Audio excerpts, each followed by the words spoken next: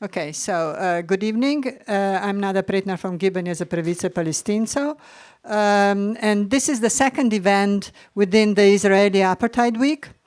The first event we had it this Monday, and now we have another quite different event, because last Monday we had a film screening. This time we have a discussion. The discussion will be chaired by Maja Cimerman from the Inštitut danes je nov dan, and she will be talking with Shir Herver, who is a BDS coordinator for military embargo, and they will be speaking about the technology which is involved in the Israeli policies. In the Israeli policies in carrying out the apartheid in the occupied territories in Gaza and all the colonial policies. They will also be speaking about the importance of the military embargo. So I will give the floor to both of you. Thank you. Yes, one more thing. Sorry, I forgot. I must say thank you to Politiki, because last minute they hosted us. But they have another event after us, so we will end by 8:15. But then you can continue the conversation outside, unless you want to go to the karaoke, which follows. I think the karaoke sounds like a good idea. So, dober večer, good evening to everyone, and it's really my pleasure to be joined by Shir at today's event. So the topic of today's conversation is Israeli use of technology to control, to terrorize, and ultimately to murder the Palestinian people. And before giving the floor to Shir, I just want to take a couple of minutes to briefly introduce this really complex and huge topic to you.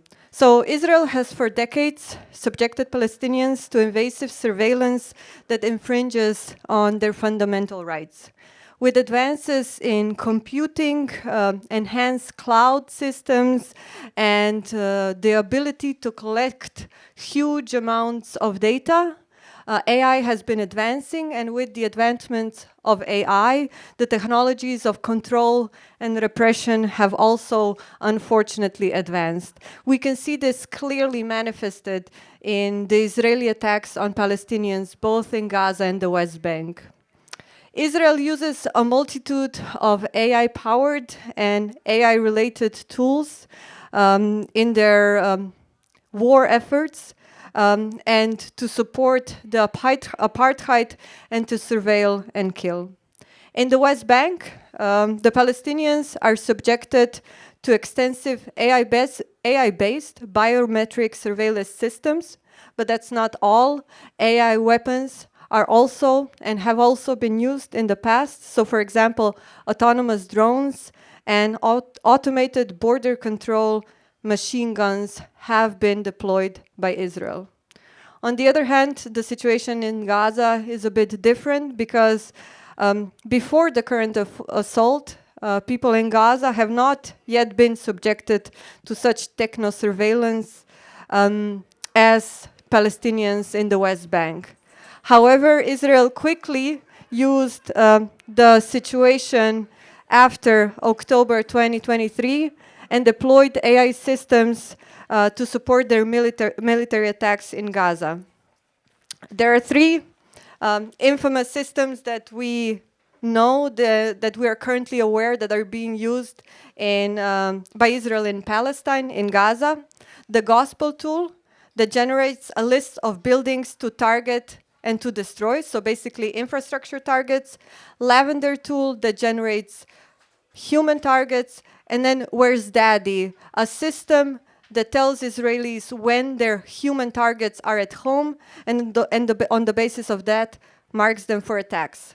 Now, the way these tools work is really telling of Israeli modus operandi. Lavender, for example, allocates a score from 1 to 100 to every Palestinian living in Gaza, depending on the likelihood of them being a Hamas operative. Now, depending on the beforehand defined threshold, that person is then, on the basis of their score, put on a list of people to target or not put on that list.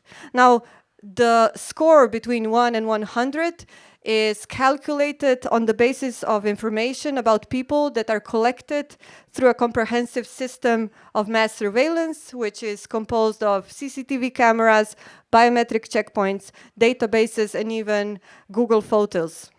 Now, this information is then analyzed and used to calculate how likely it is that this person is associated with Hamas. So life and death is thus decided.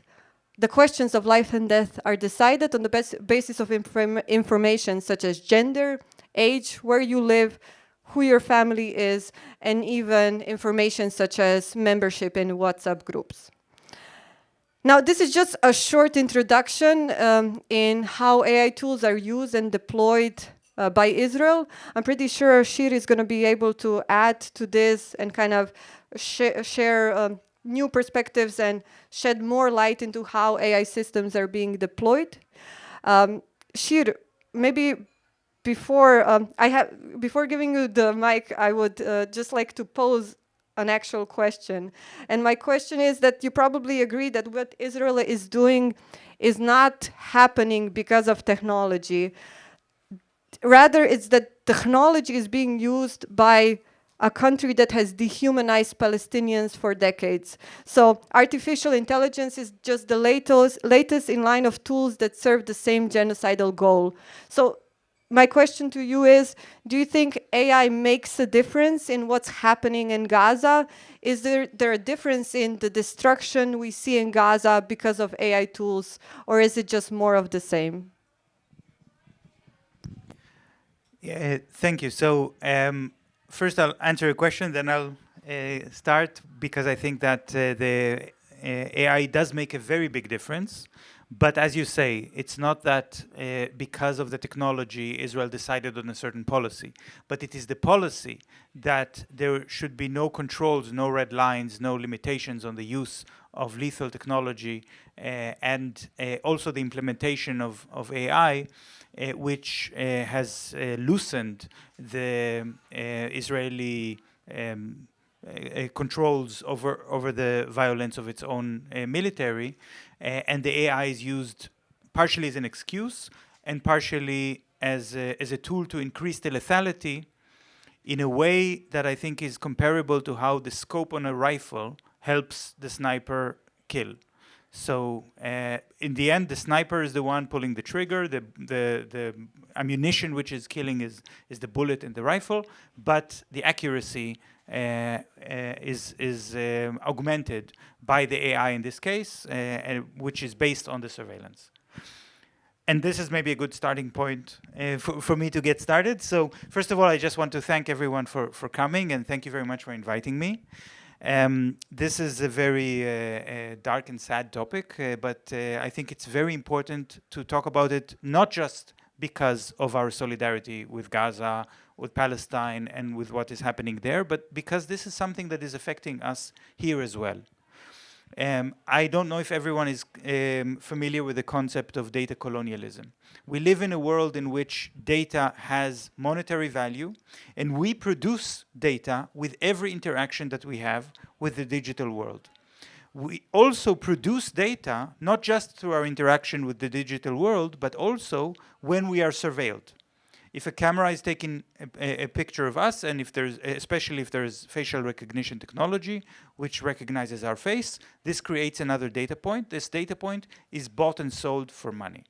And every one of us who is using social media, using email, searching online, we are creating data. This is part of life. I'm not saying we should stop doing it, but we have to recognize who are the elements who are collecting the data and for what purpose. So the mass surveillance that Palestinians are experiencing is the most obvious and dystopian way to think about data colonialism, because it's actual colonialism, it's settler colonialism that is what Palestinians live under, but the data has is collected from Palestinians against their will and used in order to repress them. And you mentioned the West Bank system of oppression. In the year 2022, Amnesty International published a very extensive report based on case studies, especially in the cities of Hebron and in the city of and in East Jerusalem, showing what is the impact on human lives when the surveillance is so invasive that hijabi women are afraid to take off their hijab at home because they sense that the cameras are looking at them through the window into their most private spaces. There is just nowhere to hide. When you leave your home, there's some camera registering and it says at what hour did you leave. When you go back, it says when you went back. And of course, when you reach the checkpoint, the imbalance of the data becomes so evident, because when you're waiting in line to cross through the checkpoint and you have to submit your papers and your bag to be inspected, you don't even interact with a human being. The checkpoints are mostly automated, so you're interacting with a machine. A soldier is speaking to you through a microphone in the wall, so the soldier is invisible to you. And then you don't know what's going to happen. Because maybe you have a job and you have a job permit and you have an entry permit and you can go through the checkpoint, but at any moment you can get a red light and the person says you're denied entry. And then what can you do? There's nothing you can do, and there's no explanation given. And because there is no explanation given, the human response to this is to ask, what did I do wrong? What is the reason that they are denying me the right to go through the checkpoint? Maybe I made a mistake. And you become the policeman against yourself. You adopt the repression as part of your own way of thinking. And you start to police your family members and your friends. Maybe because my sister went to a demonstration, they're not letting me pass. So I will tell my sister not to demonstrate. Maybe my son wrote an article criticizing the occupation. Because of that, I cannot pass. So this is how the oppression becomes so pervasive, and this is the power of surveillance. The power of surveillance that Israel has been using in this Amnesty International report talks about domination. And I think, and one element of that, so you said it was more in the West Bank than in Gaza, but there was one element in Gaza which was very important and becomes now even more important, which is the population registry. Because some of the apologists of Israel who are doing hasbara and propaganda for Israel are saying, oh, but Israel has left Gaza, withdrew from Gaza, and Gaza is no longer under Israeli control, which is, of course, false. And I'm assuming you know it, and I don't need to explain, but we will have time for a discussion, and I'm happy to answer questions. But one of the key elements of that Israel insisted on maintaining to control is the population registry of Gaza. Every baby that was born in Gaza since the year 1967 and until today even has to be registered by the Israeli authorities, or this baby officially doesn't exist, does not have an identity. And this population registry started as a tool of oppression, and in one moment it has been converted into a tool of annihilation. This is the power of surveillance, that if we thought that an ongoing occupation and apartheid system is dystopian, and what can happen as a result of an imbalance in data access and data colonialism, then we've learned a bitter lesson that it can get even worse, and it can even cross into the realm of genocide. Now, the sociologist Zygmunt Bauman, a very famous one, wrote the book Holocaust and Modernity. And in the book, he talks about the fact that the Holocaust would not have been possible if not for the role that was played by the bureaucrats, by the officials that comprise the lists of people that had to be killed. A death list, not in the of a few people, but of millions. And these bureaucrats were not just working with pen and paper. They had a tool which, when we think about it, we can think about this tool as a weapon. They had machines that they bought from IBM. The company IBM has been criticized a lot for selling their machines to calculating machines. I mean, these are not computers in the sense that we would call them today, but they assisted these bureaucrats in assembling and processing tremendous amount of data in order to facilitate the killing of millions. And IBM has been complicit in the genocide by providing those machines to the Nazi regime in Germany. And today, we have the situation that you've described. I don't really like this, the division of gospel, lavender, and where's Daddy? And the fourth one is called The Alchemist, because this is a division which is coming from the perspective of the user interface of the Israeli soldiers themselves. There is actually no way for us to know if there is more than one system. Maybe it's one system, but it has different user interfaces, and one is called Where's Daddy because that's what the soldiers are using to locate individuals, and the lavender is the one that's creating the mass number of targets, but it's all based on one database. So this database, this mountain of data, is collected through a combination of tools, the cameras that are embedded on the tanks, on the drones, and equipped with facial recognition technology. Also, the algorithms that are scouring social media, so Palestinians who are writing or communicating on social media, this information is stored and processed and analyzed. And spyware. Spyware is very important. I hope I'll have time to say something about spyware, because spyware allows the Israeli authorities to hack into every phone in Gaza. In Gaza, there's only 2G internet, which means that the relatively low-tech levels of spyware, the earlier versions of spyware, which are cheap to use, can be used en masse against the population. And the spyware is used to connect people to social media accounts. So to turn a social media post into, as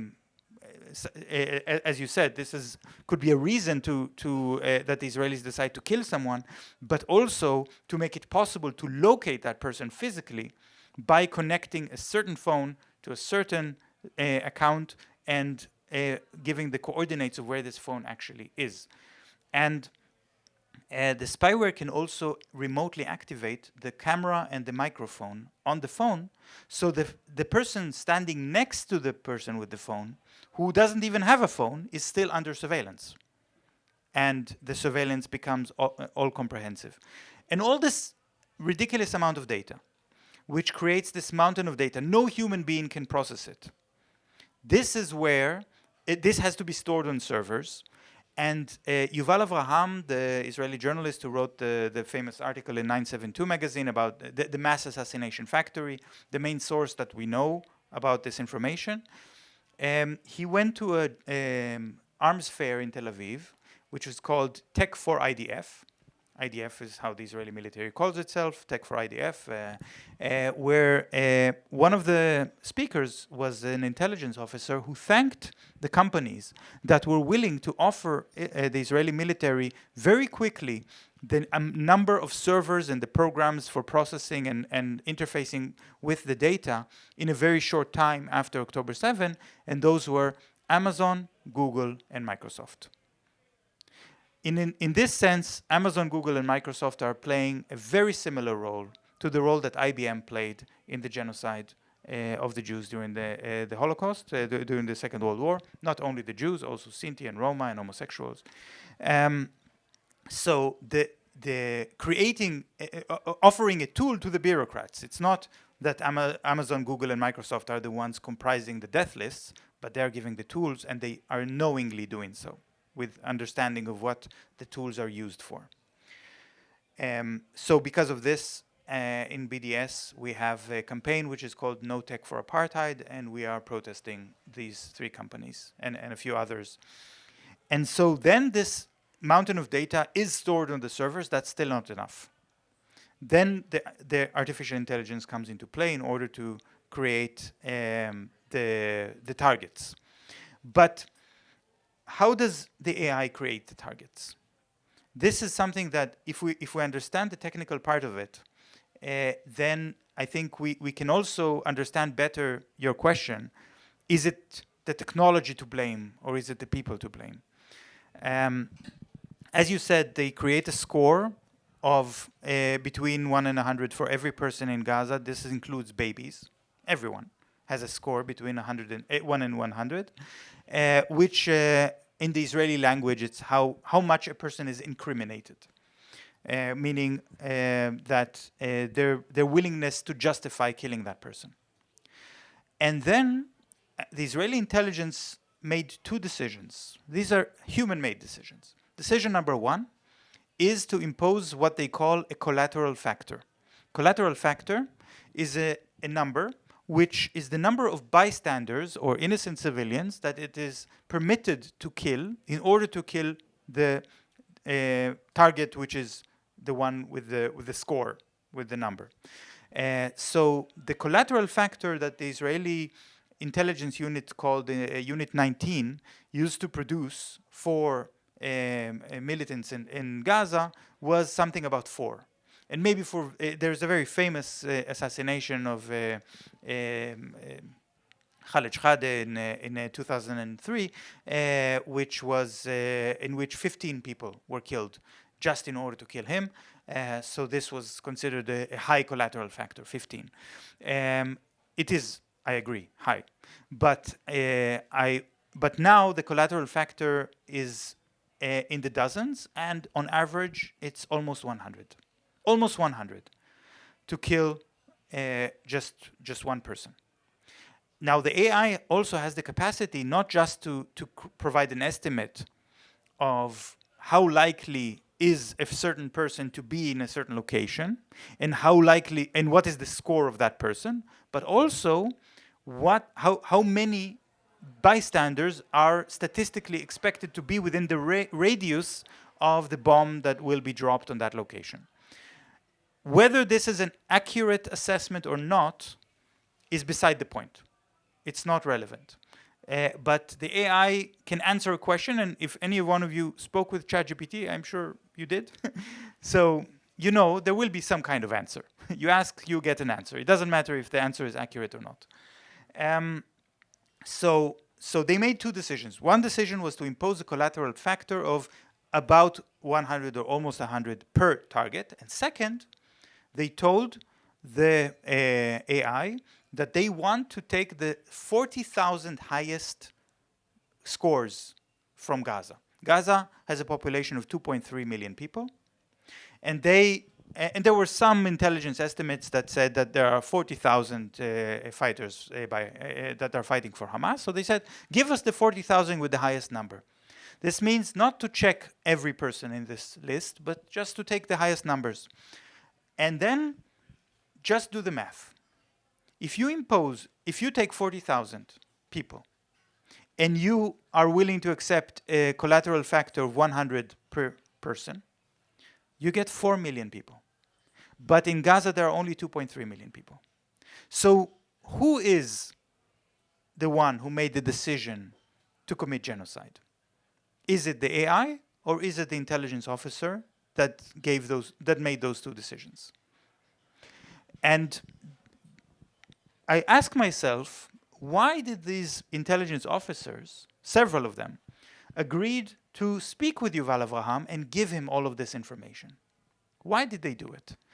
And in order to answer it, I read very carefully these interviews that they gave to him and their quotes, and tried to find the pattern of what are they all saying in common. And in the end, and they're saying different things. I don't really have time to get too much into the details, but there is something in common that they're saying, which is we are in a situation in which it's not us killing Palestinians, it's the AI. The computer is telling us to do it. So they're using the AI as an excuse to rid themselves of the responsibility of the atrocities that they are committing. But this is something that we cannot say about the IBM machines used in the Second World War. This is really a difference in the quality of the technology, that you can accuse the technology of manipulating you and thereby wash your hands of the responsibility for the atrocity of committing tens of thousands of people.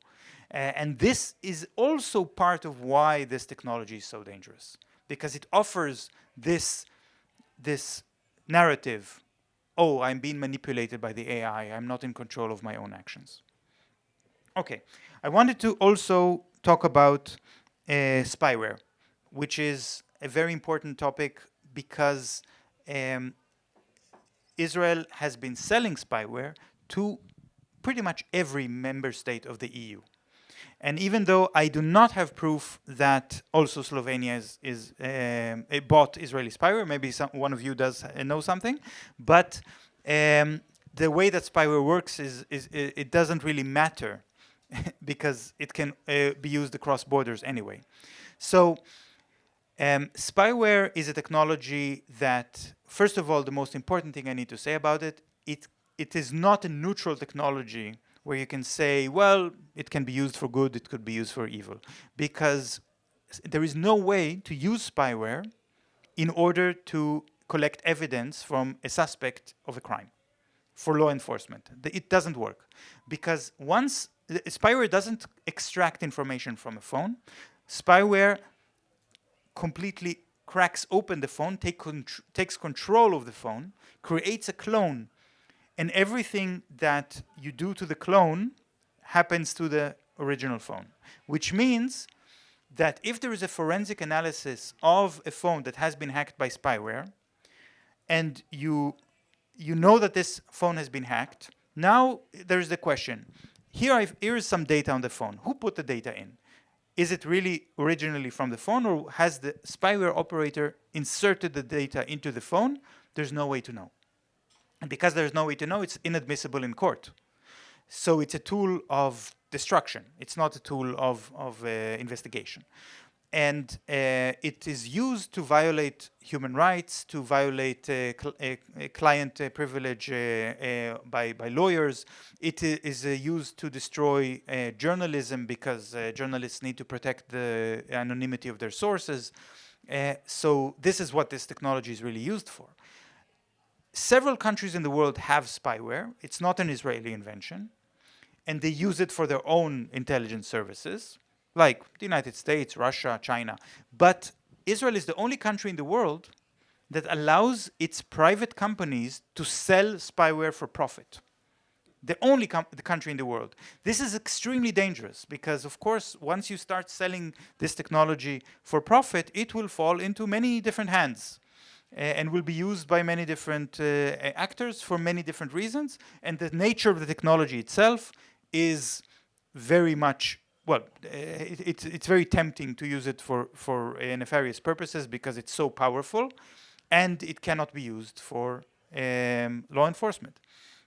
One of the reasons, or just to clarify this point about why it cannot be used for law enforcement, if somebody who is suspected of a crime is brought to court and they say, we have given a court order to the police to use spyware against you and we found so-and-so on your phone, the person can always claim this evidence is not admissible because it could have been inserted into my phone without my will or knowledge by the spyware operator, and you cannot prove otherwise, so you have to dismiss the case. And so far there's one case that this has actually happened, that a suspect in a serious corruption case has told the court that because spyware has been used against the witnesses who are testifying against this person, then the whole case has to be dismissed because spyware has contaminated the evidence, contaminated the witnesses, and the case is no longer valid. And the name of this person is Benjamin Netanyahu. Not a big surprise. Benjamin Netanyahu is the same person who decided to sell spyware to countries such as Saudi Arabia, United Arab Emirates, Morocco, Bahrain, Oman, Sudan. These are the countries of the so-called Abrahamic Accords. So there is really a direct correlation.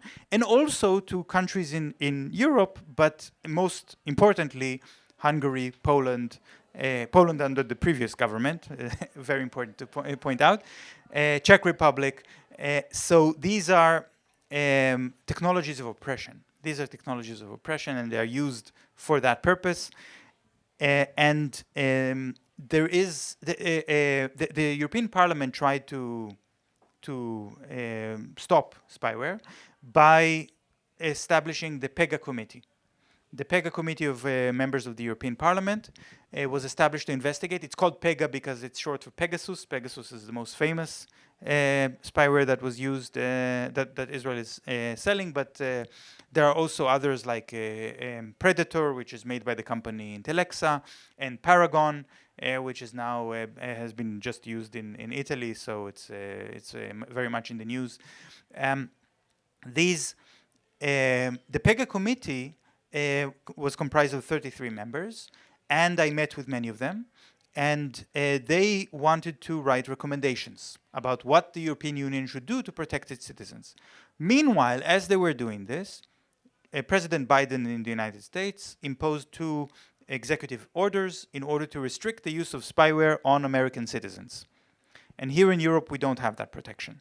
So now Trump is dismantling this system of protection in the United States. So now we don't need to feel so bad about the Americans having something we don't. But the PEGA committee has suggested several drafts of these recommendations. And when I met with them, I told them that they forgot to mention that the spyware has first been tested on Palestinians before it is sold to the rest of the world. So it's a model of occupation and apartheid which is marketed to the world and also to Europe. Second, they forgot to mention in their report that the only country which is selling spyware is Israel. All the spyware which is causing problems in Europe is Israeli spyware. And they forgot to write in the report that the only way to deal with spyware is to ban it completely, as Edward Snowden said in 2021, because the technology is so dangerous and cannot be used for law enforcement. And they told me, well, maybe we agree with you to some extent, but we cannot write this in the report because the Israeli lobby is very strong and they will not let us put it in the report. They will put a lot of pressure on us. Disappointing, but political work continues. And then in May 2023, they published the final report. And in the final report, which is not a draft anymore, they put in everything. They waited until the last minute, so to avoid all the pressure from Israel. And they said, spyware has been used, it was tested on Palestinians. Israel is the country selling spyware. It has to be, they didn't use the word ban, but it has to be regulated in such a way that if you understand how the technology works, it will make spyware useless, because they wanted to ban the trade of zero-day vulnerabilities. I don't know if there's a point in getting into the technical part, but without zero-day vulnerabilities, there is no spyware. So that was their final recommendation. I was very happy. They also wrote a long list of suggested legislation for the European Parliament to vote on and pass resolutions, pass laws to protect us from spyware. And then Germany and France decided they reject those recommendations because they want to use spyware for their own purposes. And they continue to use it. Germany in a way that is in violation of the German own legal system. France, they legislated a law to give the police the power to use spyware against their own citizens. And the European Parliament just did not vote on any of these bills. I think this is important for us to understand, because if we don't take action collectively, if we don't inform ourselves and inform others about the danger of spyware, then the technology will not be stopped. There are groups that are fighting against spyware very effectively around the world, from Colombia, which has started to investigate Pegasus, to Catalonia, which has pressed charges against 3 senior executives of NSO Group, the company that makes Pegasus, and many more countries groups are active, and the groups are the ones pressuring the government to take action. So I'm hoping that after our discussion this evening, some of you might also be interested in joining those groups. The BDS movement is coordinating these efforts to build a global network against the use of spyware, to exchange information, to protect ourselves from surveillance. and you're welcome to join. Thank you.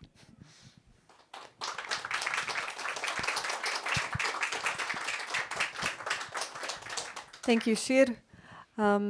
Do we maybe already have a question for Shir?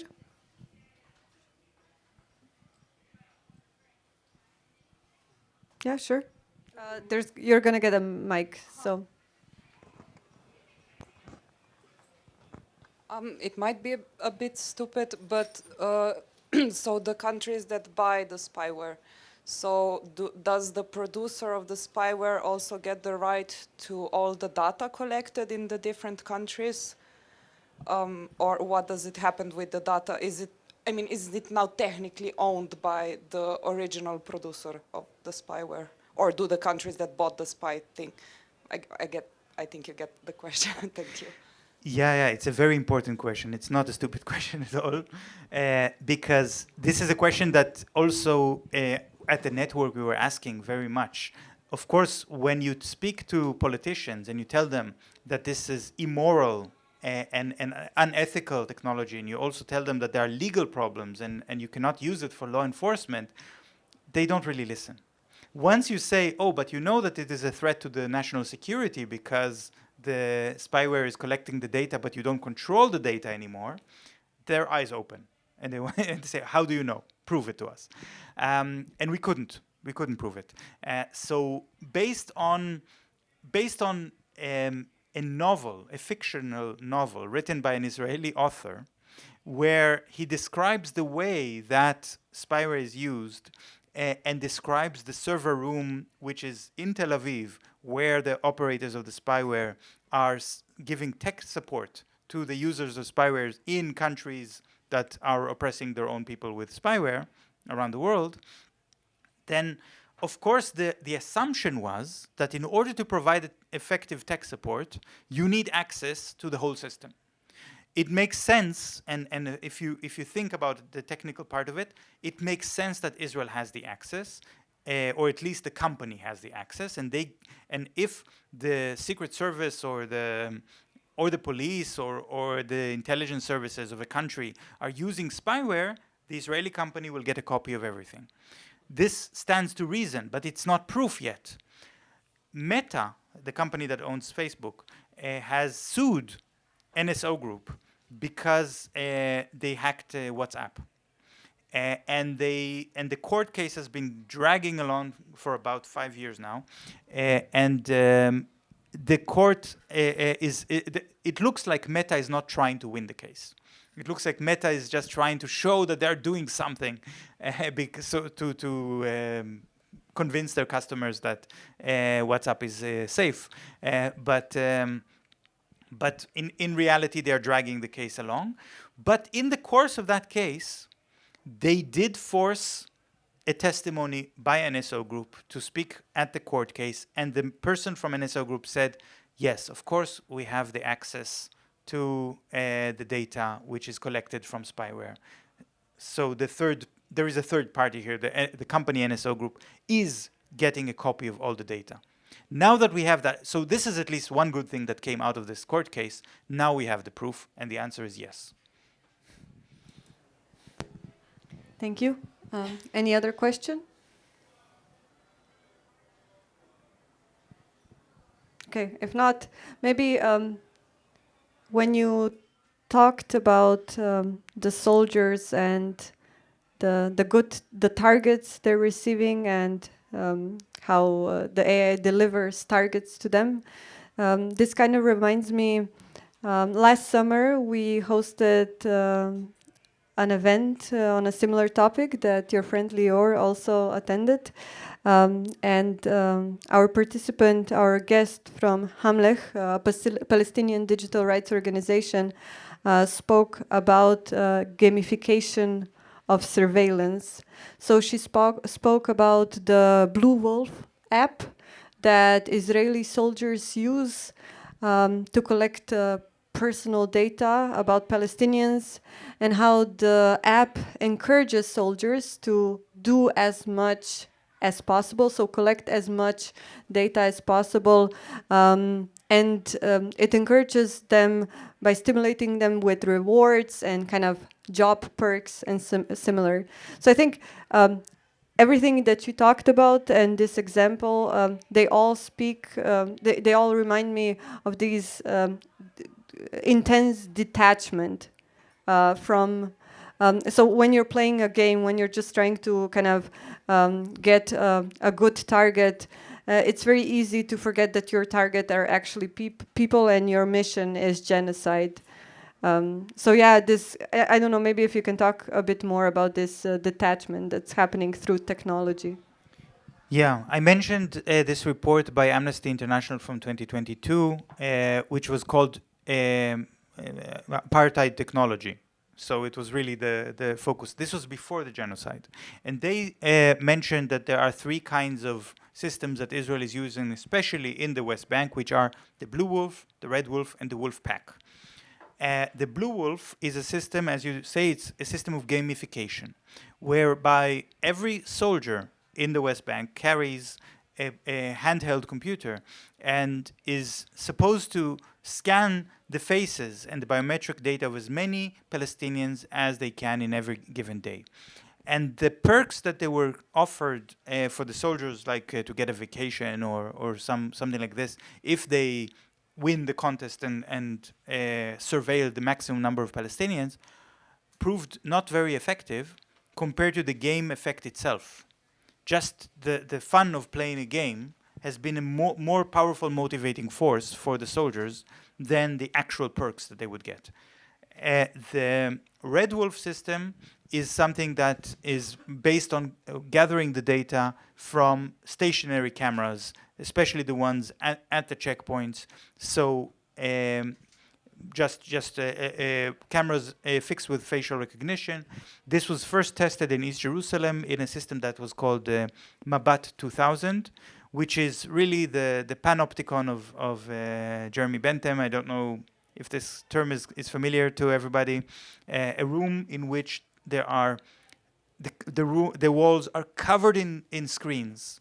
And you can see through these screens the cameras, the visual coming from the cameras from every corner of East Jerusalem, of occupied East Jerusalem, and just see.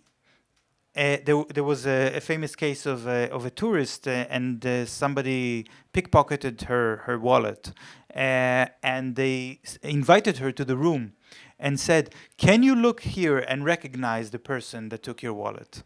Like look, and you can just see the whole city and invade the privacy of the whole city like this. So this is more the Red Wolf system, and together it's the Wolf Pack. The Wolf Pack is the amalgamation of data to create this mountain of data that then can be analyzed and also processed with artificial intelligence. And this is where it becomes very dangerous.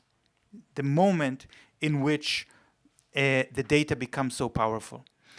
So I think this is really worth understanding how it works. The detachment, I think, is part of it because the idea of gamifying war is not new. It's not new. If you look at how the arms fairs look like, just for conventional weapons, they gamify the weapons for the politicians, ministers of defense. Usually they are men. Usually they go to these arms fairs and they are given a toy to play with, right? They're given some kind of button they can press in order to begin the demonstration of the weapon. So this is in order to give them the sense of control, but it's simulated control. In other words, it's a game. And the gamification here allows to sublimate the fact that, yes, this is about human lives. These weapons are designed to kill, and it's not easy to tell somebody, I found a more efficient way to kill and I want to sell it to you. So instead, you give them a sense of engagement through game. The US military created a video game which they offered for free, where you go around and shoot with a gun. It's like a first-person shooter in order to recruit people to the military.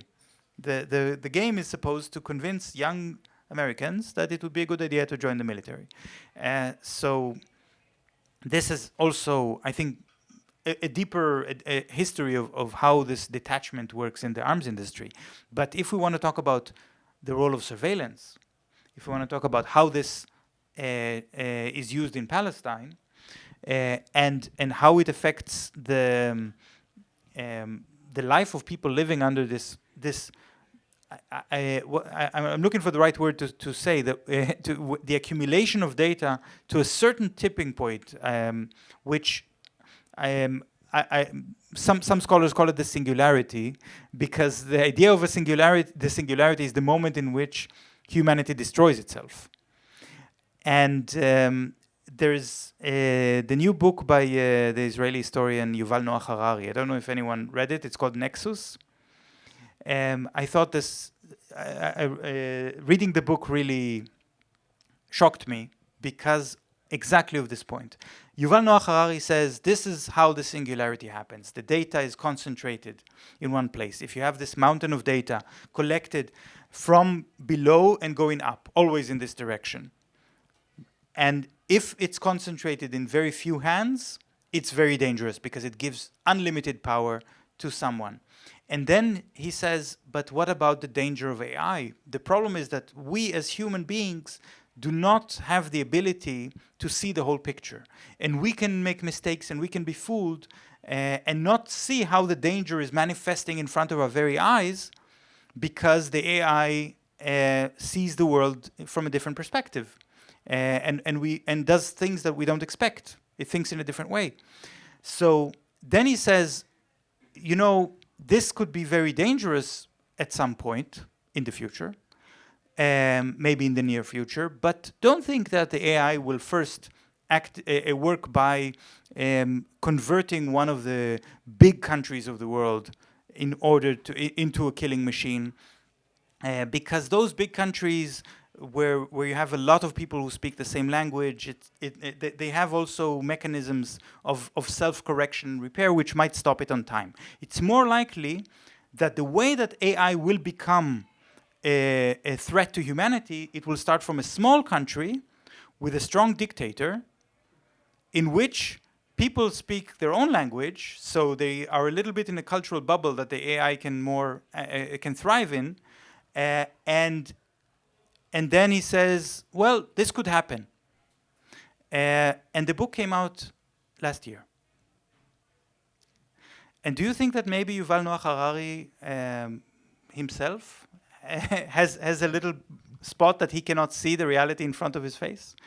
Maybe he forgot that maybe there is one country where this is already happening? Maybe everything you're saying is quite shocking, but now if we again move to kind of the use of Israeli weapons around the world, and again I apologize for jumping around topics, they're all connected, but also they're so there's so much to talk about. But maybe like creating a bit of context, everything you're saying is scary. But what's scary is also that we're now entering the era of increased securitization and militarization of Europe, right? So the surveillance technologies, the military weapons that are used in Europe from Israel. Just a couple of days ago, there was a lot of talk in Slovenia of a Serbian government using sound cannon against protesters in Belgrade that was imported via Israel to Serbia. So, I mean, maybe my question is, I imagine that everything we know about the military technologies, Israeli military technologies used in Europe is just kind of the tip of the iceberg. There's much more than what these kind of cases that come to media and that we are shocked by, right? So can you talk about the extent of this industry? How much is Israeli military present in Europe, and how is then that fueling the Israeli government and the Israeli war in Palestine? Right. You started by saying that what I'm saying is scary, and I don't mean to scare you. And I think the worst thing that could happen is if the response to discussing these topics is, oh no, this is so bad and there's nothing we can do, and to despair. we cannot despair when we don't have the right to give up and to despair. But actually, if we look at the way that this technology is being used by the Israeli military, and you brought the conversation more to the issue of conventional weapons as well, like the big militarization wave in Europe that we are seeing now, this is the moment which actually I see also a glimmer of hope. I will explain why. Because I mentioned that the way that they used the AI to create targets multiplied by the collateral factor created a kill list, basically, of more people than there are people in Gaza. And yet, after a few months, they stopped using the system. They stopped using it. And they didn't end up killing 4 million in Gaza. Well, there are no 4 million in Gaza. But they stopped using it because they ran out of ammunition. Because the AI gave them the answer they asked for. They wanted a list of targets, and they gave them a list of targets. But the AI didn't tell them how many targets they have enough ammunition to destroy, to kill. And when they saw that actually the ammunition is running out, they stopped using the AI. This is a comment at the bottom of the article of Yuval Avraham, which not everyone, it's a long article, not everyone is reading until the end. And this is interesting. Why did they run out of ammunition? They ran out of ammunition because the world is responding to the genocide, and because governments are taking action to stop arms trade with Israel. And even though they're not doing enough, and of course the United States continues to give weapons to Israel. Germany, unfortunately, continues to sell weapons to Israel. But every country on the planet that has any kind of trade with Israel has also taken at least some action to restrict the weapons trade with Israel because of legal problems, because of protest, because activists are taking effective action. Even the United States and even Germany. And if you want, I can give you examples of stopped weapon shipments. So this is something that is a different kind of challenge, and this is the way that it tells us that there is a way to fight against the militarization and to stop the weapons, and we can learn from this and use it to protect ourselves. Of course, our first and most urgent priority is to stop the weapons to Israel and that are used for genocide that is happening right now. At the same time, Israel is acting in a very irrational way and responding to the military embargo campaign in a very irrational way. So the Israeli budget passed 2 days ago. This is the budget for the year 2025. It passed 5 months too late. This is something that I mean, according to Israeli law, the government has to fall if they don't pass the budget by the beginning of October the previous year. But they ignored the law. Now they passed the budget. The reason it took them so long to pass the budget is because the budget is very, very antisocial. It's something that attacks the population. People didn't want to see a budget like this, which invests tens of billions of dollars in arms manufacture. Because the government is saying, we have trouble. We are not being able to get all the weapons that we need, so we will make them ourselves.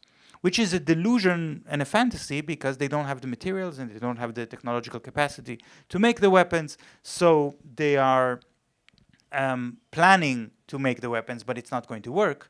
And this is something that, and at the same time, even as the military embargo is tightening, and one after the other, the governments are saying, well, there are international agreements, there are international conventions, which make it very clear that trade of weapons with Israel is illegal. And this is not just illegal to sell weapons to Israel, it's also illegal to buy weapons, and it's also illegal to transit weapons. I'm saying transit here in Slovenia because the port of Koper is a very desirable port for the Israeli authorities to transit weapons that they used to transit through Turkey, and Turkey is not letting them. So pay attention to this. But the these three things are illegal, so governments are responding to this. And now there was this big, after the meeting between Trump and Zelensky, which I'm sure you've all seen, the European Union is saying, okay, $800 billion, euros, sorry, 800 billion euros for arming and weapons. And the Israeli companies are jumping and saying, oh, we're going to take a piece of that pie. We're going to make a lot of contracts with Europe and sell weapons in Europe.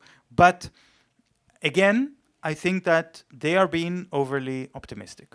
There are groups, BDS groups and others, in every European country which are going to fight against it.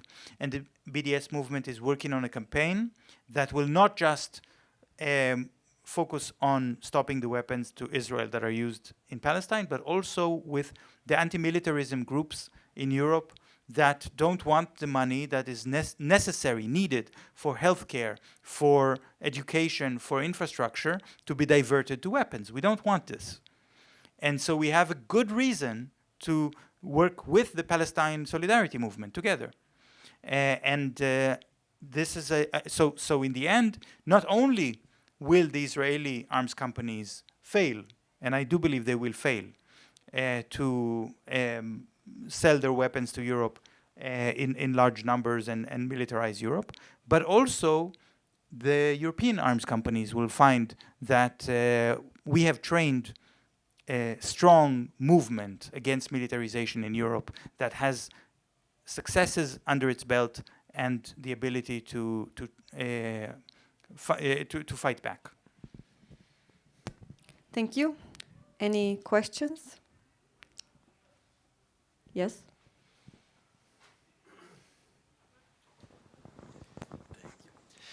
AI technology has a very clear blind spot, which maybe humans do not, which means it fails on certain cases. As an example, facial recognition software fails if you have asymmetric lines on the face.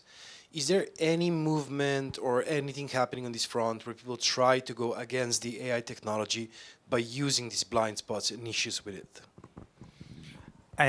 I think that if we try to fight the AI on the technological level, like these blind spots that you describe, where we are looking at a technology that is still in the process of being perfected, developed, and improved, and we are looking at those parts of the technology that hasn't been improved yet, and this is our defense. This is not a winning strategy, I think, because then once the developers will find a way, and I think we already know they have the tools to find a way. How are they going to solve the problem of facial recognition for asymmetrical lines in faces? By increasing the data mountain for the facial recognition to train itself. So the training will just be done on a bigger scale. And that's always the solution. And if we know what their strategy is going to be, and how they are going to work on the facial recognition technology, and we know that if they do this, it will eventually develop the way to recognize faces with asymmetrical lines, then why should we embark on a strategy that we know will not succeed? So the way to have an effective military embargo campaign, whether it's against conventional arms or against AI or against spyware, is to make a plan in advance and to try to also predict what would be the move by the opponent and prepare for it. Any other questions? This is your last chance. Maybe just to answer your question, there was an art tandem in Axioma exhibited a couple of years ago that made... Just can you take the mic? Yeah, but it's okay. Just to answer your question, there was an art tandem in the Axioma gallery here in Ljubljana that was exhibited a couple of years ago that created fashion that would mess with face recognition. I don't remember the name, and it's probably outdated. But yeah, just remember that.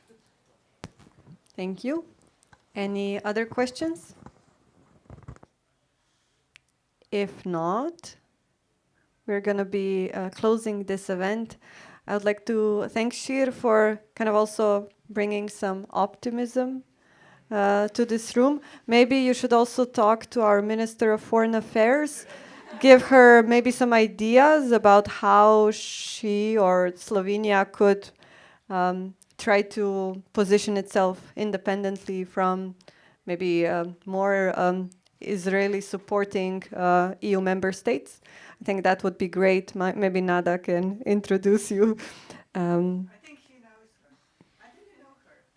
I met. At the European Parliament. No, but I met the Slovenian member of the European Parliament who is a guy. Not her, but the other one. Years ago you met her, Tanya Fayon. I'm sure we went together to some lovely days. Okay. Yeah. And then maybe Shir also said that if anyone has been inspired or maybe even angered by what you heard today, and you're interested in getting more involved in the BDS movement and campaign for military boycott, he would be happy to talk to you about it before karaoke, during karaoke, after karaoke.